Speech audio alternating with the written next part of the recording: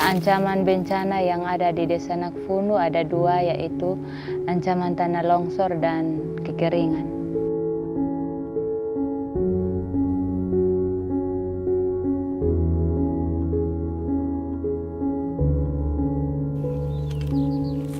Di sini pada musim kering betul-betul tidak ada air.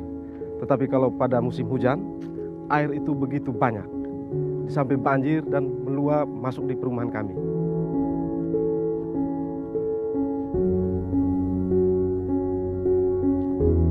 Nah, ketika masyarakat menanam dan terjadinya longsor, datang dan tutup, akhirnya mengganggu keadaan ekonomi masyarakat.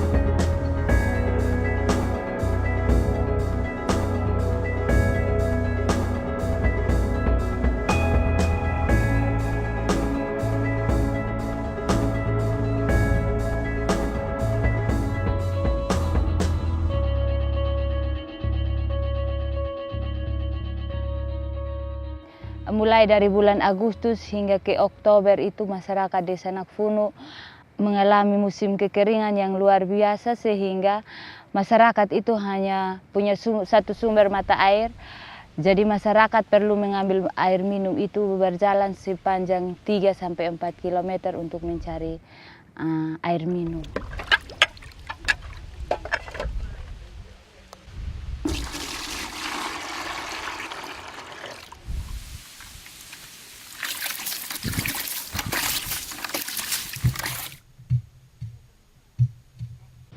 Kalau tidak punya perigi, artinya kami menanam sistem lokal. Artinya dari bulan Januari musim hujan, baru kami menanam sampai akhir Maret. Setelah PTS masuk pada tahun 2014 bulan April, bentuk kelompok tani, tapi masalah kami adalah air. Sehingga kami harus berusaha untuk menggali perigi, baru kami bisa menanam. Sudah. Kami telah menggali perigi ini dengan swadaya kami sendiri, dibantu oleh BTS dengan bahan semen, bantuan peralatan, baru kami bisa menyiram sesuai dengan debit air yang ada. Ini sudah 2 tahun kami pakai. 2 tahun sejak adanya BSK, Bina Swadaya Konsultan, ada kami pakai ini. Ini tidak ada sumber air. Tapi dengan implementasi 3R ini air ini masih bertahan dan sekarang masih ada. Di kemiringan seperti ini harus ada rora, ini lubang-lubang ini disebut rora, sehingga air ini tidak dia mengalir begitu saja. Fungsi yang kedua, menahan derasnya aliran air sehingga tidak menimbulkan longsor. Gotong royong, kami kelompok sepakat gotong royong itu pertama itu buat jebakan. Jadi jebakan itu ada 6, 1, 2, 3, 4, 5, 6. Itu menahan derasnya air, jadi airnya tidak terbawa saja ke sana, tetapi tertahan di dalam jebakan itu. Sehingga nanti air itu dia meresap ke dalam tanah, menampung, menyimpan, kemudian kami gunakan kembali air itu di sumur sini. Dari tahun-tahun yang lalu bulan yang sama, debitnya hanya 20 cm saja. Tetapi sesudah ada jebakan air, dia debitnya bertambah sehingga dia menjadi 60 cm. Karena kita pakai satu sumber air toh, jadi kita punya aturannya itu ya tiap ketua kelompok itu kan koordinir, dia punya anggota. Kalau memang apabila air tidak sampai di bak pertama, kita kumpul di satu tempat, kasih bersih, kita buka. Kalau memang dia jalan atau tersumbat di mana, nanti kita kasih bersihnya di situ. Perawatan ini iurannya kan udah masing-masing kelompok. Iuran tetap 10.000 itu, entah mau pakai air, tidak pakai air, tetap 10.000 itu tiap bulan. Tapi dihitung juga dari persenan hasil panen yang ada di kebun kita masing-masing. Itu kalau untuk 10 juta, dihitung 1%. Kalau 20 juta, berarti sudah naik 2%. Tapi kalau untuk di atas dari 50 berarti kita tambahin 10% jadinya begitu. Maksud pakai aturan supaya dia jelas. Hari Kamis kami tutup dan hari Jumat semua anggota siram. Hari Sabtu dengan hari Minggu dengan hari Senin kami tutup sampai dengan hari Selasa. Hari Rabu baru kami pakai untuk siram semua sayur yang ada di Pebedengan.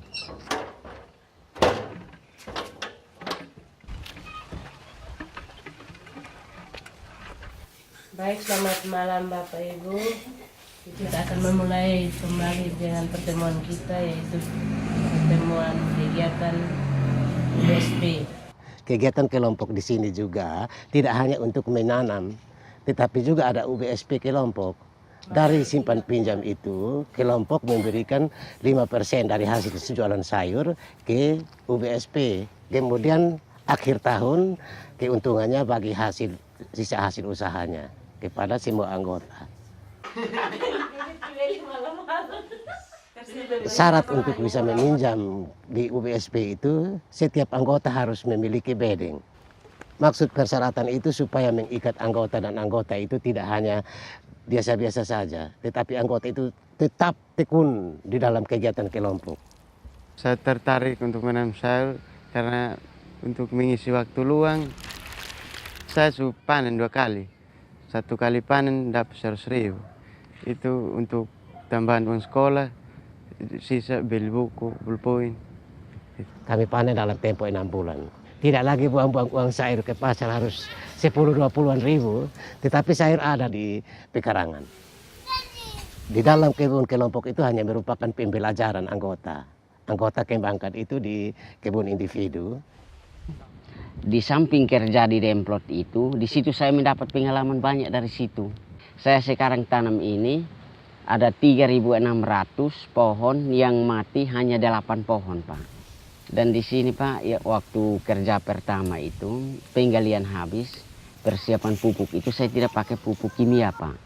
Saya lihat dari Demplot itu kami biasa pakai pupuk ini organik. Bisa dengan air cucian beras dicampur dengan gula merah, fermentasi selama 1 minggu, itu jadi IMO 2. Pupuk yang saya pakai sekarang setengah organik, setengah kimia. Karena mau organik murni, saya belum berani karena tanah sudah sekian tahun pakai kimia, baru kita mau sekaligus dengan organik murni 100%, belum tentu juga. Sehingga solusinya itu setengah organik, setengah kimia. Konsep saya ke depan itu memang untuk satu desa ini, kita usahakan pertanian organik. Itu istilahnya ramah lingkungan kan. Saya dengar informasi itu dari LPTP yang mengajarkan sistem intensifikasi atau sistem tanaman terpadu. Kalau memang dari SRI ini kan dengan dia punya sistem berbeda dengan dulu. Mulai pembenihannya, sistem tanamnya juga berbeda. Sebelumnya sistem SRI yang saya pakai itu sistem konvensional, itu bibitnya 1 karung. Tapi sekarang saya pakai 2,5 kilo yang ini. Lalu hasilnya juga banyak, hasilnya 2 kali lipat. Kita lihat sesuai dengan proyeksi curah hujan yang ada, bahwa Lombok itu kita bisa tanam di bulan April, Mei, Juni, dan Juli. Oleh karena perubahan iklim yang terjadi akhir-akhir ini, maka kadang masyarakat itu tidak bisa membaca bagaimana atau pada musim-musim apa kita mau menanam. Sehingga kita bekerja sama dengan BSK dan YMTM melakukan kajian iklim itu sehingga kita bisa tahu pada bulan ini curah hujannya sekian. Nah, kita bisa menghasilkan data yang real. Misalnya ada pergeseran, istilahnya durasi, kita bisa masukkan data itu. Sehingga kita bisa konfirmasi ke Karitas, karena yang menginisiatif itu kan Karitas. Dan Desa Mas Bima sebagai desa sampel. Kalau berdasarkan prediksi ini 120 ke atas, 220 meter ke atas itu bisa tanam padi. Akhir tahun ini kita mulai kegiatan sesuai dengan kalender pasar dan kalender tanam itu. Dalam kelompok tani kami sudah akan sesuaikan bulan mana yang harganya bagus, kami harus sesuaikan dengan itu dan kami akan tingkatkan sesuai dengan kalender. masyarakat sudah menerapkan itu dan sudah meraih hasil yang cukup bagus, bisa meningkatkan ekonomi mereka.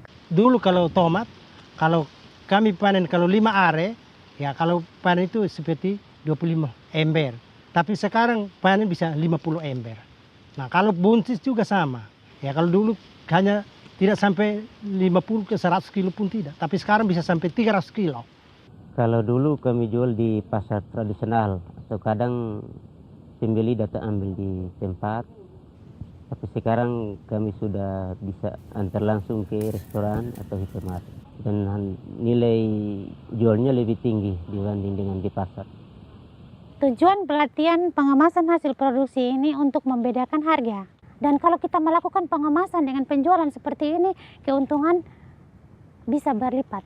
Kita sudah pilah-pilah yang baik, setelah dicuci dengan bersih kita keringkan. Setelah dikeringkan baru kita melakukan pengemasan. Kita juga timbang, satu bungkus pengemasan seperti ini 300 gram. 300 gram ini nilai jualnya 10.000. Bedanya sangat jauh.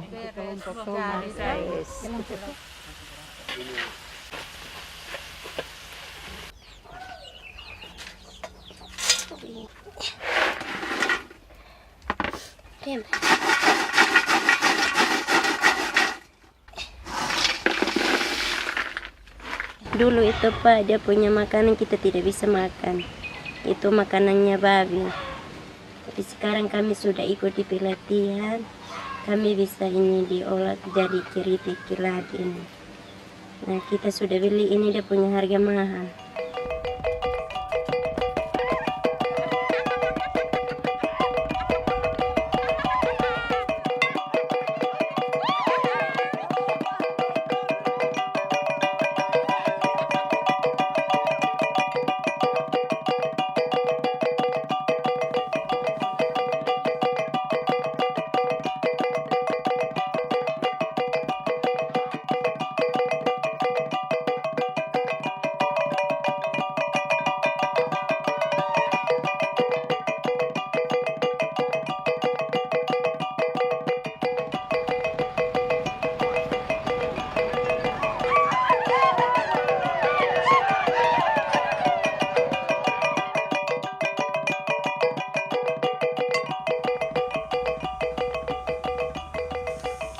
Bapak Bupati yang kami hormati, di Desa Tubuhue ada 13 kelompok tani dan dari tahun ke tahun petani selalu dihadapkan kepada masalah kekurangan air.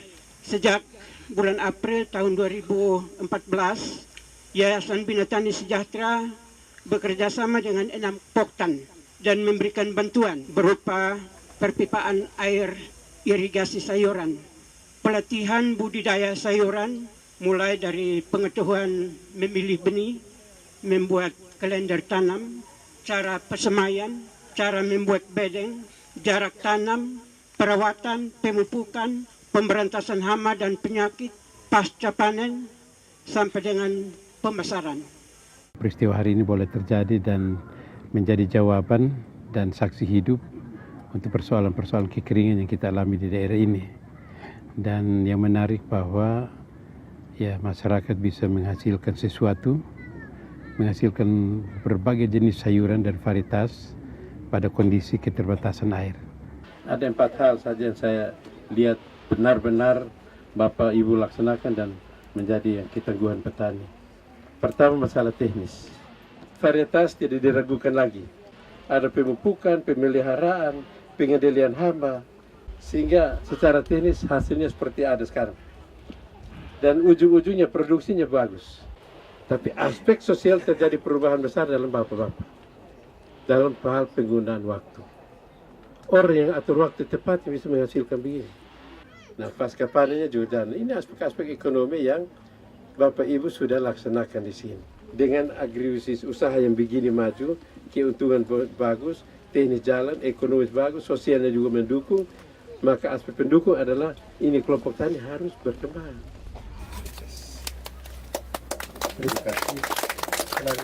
Memang kekeringan kita tidak bisa hindari, tetapi belajar dari itu mari kita sama-sama berupaya bagaimana mengatasi itu. Jadi ke depan Saya harapkan bahwa dari sektor pertanian kita terus berupaya mencari varietas-varietas yang cocok dengan kondisi alam sekarang. Kalau sorghum ini juga dari Caritas juga sudah memberi gambaran untuk kami. Dia kan juga untuk menahan erosi, jarang kena penyakit. Kalau masyarakat kami di sini kan sekarang siap untuk menanam sorghum itu. Cuma yang berat itu untuk menumbuk tumbuknya itu. Kami permintaan untuk orderkan penggiling supaya bisa meringankan kami petani.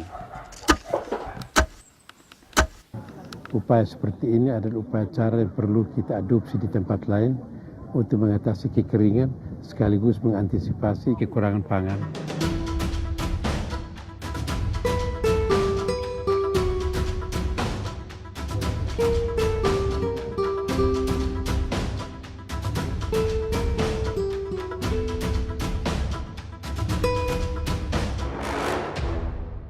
Mudah-mudahan pertemuan hari ini menghasilkan rekomendasi-rekomendasi yang kita teruskan lewat tindakan nyata di masing-masing tempat, tapi dalam sinergi dan sehingga program itu akan berjalan secara berkesinambungan. Saya sangat senang ketika saya lihat beberapa replikasi, tapi juga mesti diteruskan lewat tindakan-tindakan penyebaran seluruh wilayah kabupaten ini. Dalam data ini dia sudah merangkul semua, misalnya pendidikan, data KK, data anggota keluarga, tentang lahan kering, perkebunan, tentang lahan, peternakan, kelembagaan, KSM dan FTRB. Itu kami bagi dalam beberapa tim. Setiap rumah warga kami kunjungi semua dengan lembaran kuesioner yang ada. Tinggal isi saja kolom-kolom yang ada. Setelah itu kami datang, kami input dalam Excel. Kalau peta itu kan memang tertera di situ ada lahan sawah, terasering, ada daerah-daerah mata air itu kan ada. Kumpulan dari anak-anak sungai itu kan masuk di satu kali besar ini namanya Kali Roga. Semua sawah yang dekat dengan aliran sungai yang kena. Setiap tahun kena kalau memang ada banjir. Kalau memang banjir, tapi yang paling parah itu yang di ujung sana. Itu yang di Tenengalu. Untuk mengantisipasi agar jangan terjadi banjir yang lebih besar lagi, kita bisa buat ini reboisasi atau penghijauan di daerah-daerah dekat situ, di daerah hulu ini.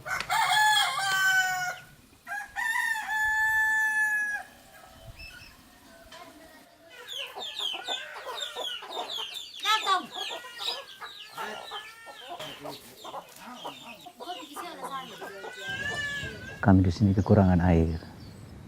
Jadi kawan-kawan Caritas juga sudah ada hati, artinya bisa menolong kami untuk bantu pipa, semen untuk kami bikin baknya, jebakan air apa semua. Air di Bekoro itu kebetulan airnya juga memang air mata air yang sedikit begitu. Mula-mula kami juga ragu sekali. So, dia posisi di sana tinggi. Kemudian dia turun sampai di sungai, baru dia naik lagi ke sini.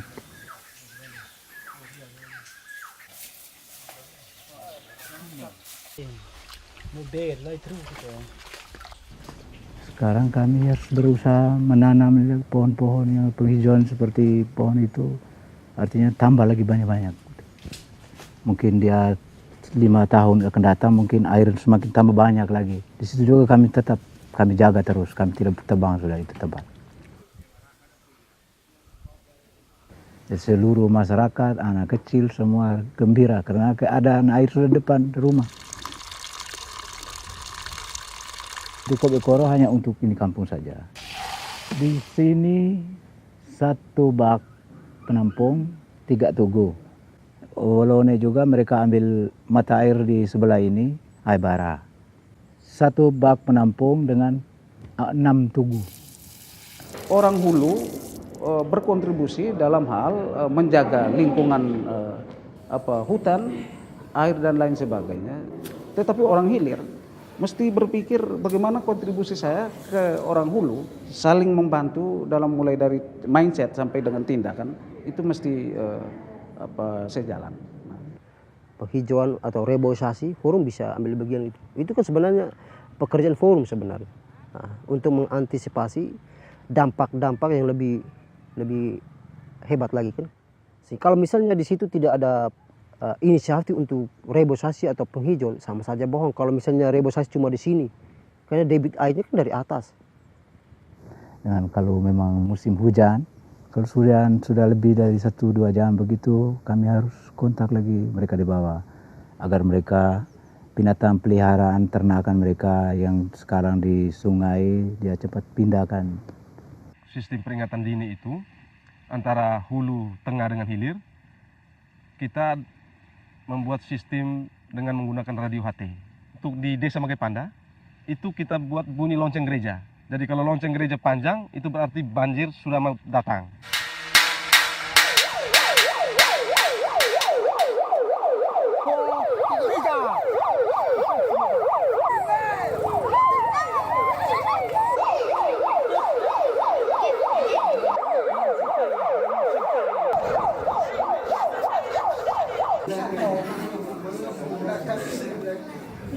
Dan melalui forum per ini kami pemerintah desa mengadakan suatu dukungan yang baru itu memberikan suatu anggaran, dan rencana awal itu kami kasih 3 juta, tetapi setelah kami konsultasi di kabupaten mereka tidak mendukung karena belum dapat SK. Jadi mereka hanya luluskan itu 900.000 saja, dan ke depan kami berusaha untuk kasih mereka SK. Dan kami berharap supaya ke depan itu dia bisa jalan terus. Kami akan tetap melakukan program sebagaimana biasa, karena yang bertanggung jawab tentang program ini adalah BPBD daerah. Untuk Desa Nakfunu keseluruhannya hampir 50% dari keterlibatan dalam forum penanggulangan risiko bencana adalah kaum perempuan. Di sini kami melihat bahwa kaum perempuan itu yang jika dituntun dia lebih mempunyai semangat untuk berargumentasi dibanding dengan kaum laki-laki, karena kebanyakan kaum laki-laki itu sibuk dengan mata pencarian mereka. Rumah tahan angin dibangun sini karena ya kita siapkan sebelumnya, kita kan siapkan jangan sampai kalau memang musibah terjadi begitu, kita harus tahu memang dia cara bangunnya bagaimana yang tahan kuat bisa tahan angin. Ada sedikit perbedaan. Kalau di sini biasanya kita tidak bisa pakai cakar begini. Tapi kalau kita pakai cakar begini itu dia akan kita tanam jadi dia kuat.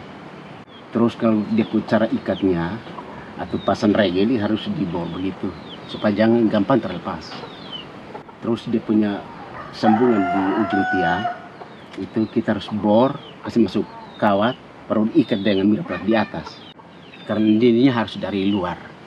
Sedangkan rumah yang dia pemperbedaannya kan dindingnya di dalam.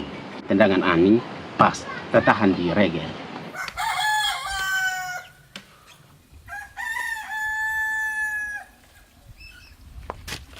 Ketika tahun 2014 kemarin kami menetapkan suatu peraturan desa, itu tidak boleh ini menambang kayu sembarangan, dan dengan adanya forum perwi ini adakan yang namanya tungku hemat energi.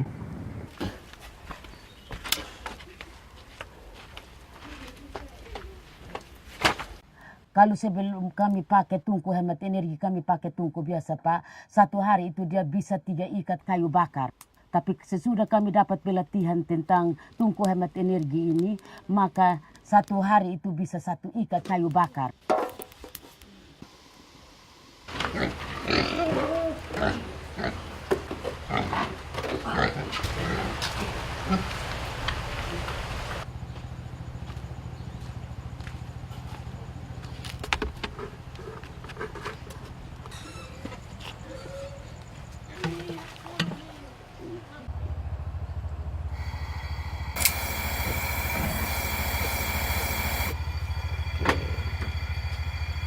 Bagi kami memang lumayan sekali sudah membantu ibu rumah tangga kekurangan kayu bakar itu. Sekarang kita memakai ini hemat.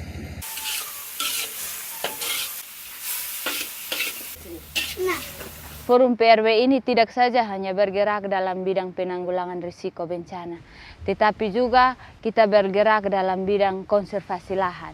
PRDC Desa Nakfunu bahwa setiap tahun itu 1 jiwa wajib menanam 10 pohon anakan.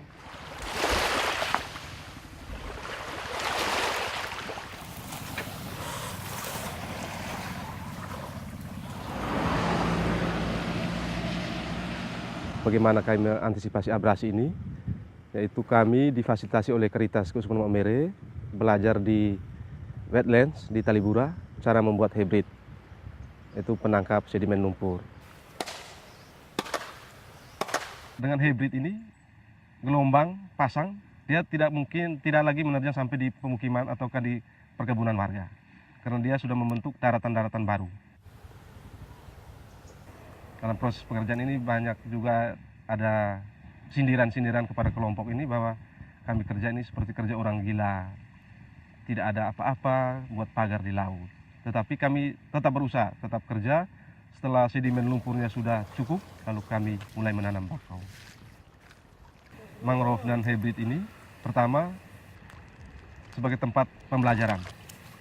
Yang kedua jadi tempat pariwisata, sebagai tempat untuk bertelurnya ikan, menahan abrasi juga, tempat kalau dia sudah besar rimbun, dia juga bisa jadi sarang lebah madu. Bambu ini dia paling kuat mungkin 3 tahun, karena dia terendam pasti akan rusak. Kalau mangrove-nya sudah besar ya, sudah bambu, kalau tidak lagi juga sudah aman. Kami akan tetap jalankan apa yang ada, supaya lebih bagus lagi dari yang ada sekarang.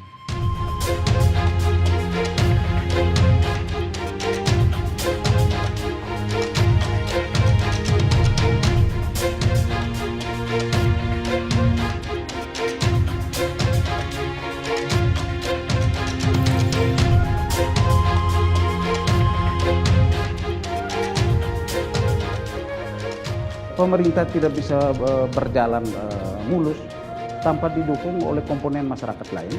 Jadi kita mendorong inovasi-inovasi masyarakat setempat. Mari kita mengelola kondisi alam yang ada di sini dengan membaca lingkungan dan anomali cuaca yang sering berubah-ubah ini untuk kita bisa lakukan yang terbaik untuk bisa menolong diri sendiri. Mudah-mudahan kemudian belakang hari nanti anak cucu itu dengan usahanya kami sekarang harus berusaha menanami kembali kan. Mereka harus mendapati hutan baru